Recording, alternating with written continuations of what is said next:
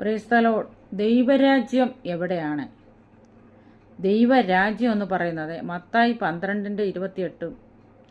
ദൈവാത്മാവിനാൽ ഞാൻ ഭൂതങ്ങളെ പുറത്താക്കുന്നുവെങ്കിലോ ദൈവരാജ്യം നിങ്ങളുടെ അടുക്കൽ വന്നെത്തിയിരിക്കുന്നു. സ്പഷ്ടം. കർത്താവ് ഈ ഭൂമിയിലായിരുന്നപ്പോൾ പറഞ്ഞതാണ്, ദൈവാത്മാവിനാൽ ഞാൻ ദൈവാത്മാവിനാൽ ആരേത് വ്യക്തിയാണെങ്കിൽ ശുശ്രൂഷിക്കുകയാണെങ്കിൽ, അതിനെ ഭൂതത്തെ പുറത്തുവാക്കുകയാണെങ്കിൽ അവിടെയാണ് ദൈവരാജ്യം എന്ന് കർത്താവ് ഈ ഭൂമിയിലായിരുന്നപ്പോൾ പറഞ്ഞായിട്ട് കാണാൻ കഴിയുന്നുണ്ട്. ദൈവരാജ്യത്തിൻ്റെ സ്വഭാവം അഥവാ സ്വർഗം എന്നത് ദൈവം തൻ്റെ അധികാരവും മഹത്വവും സാത്താൻ്റെ ആധിപത്യത്തിന് ലോകഗതിക്കും എതിരെ തൻ്റെ അവകാശം അവിടെ സ്ഥാപിക്കുന്നതാണ് ദൈവരാജ്യം എന്ന് പറയുന്നത്. ലോകത്തിൽ വരുന്നതിന് ആണ് ദൈവരാജ്യം.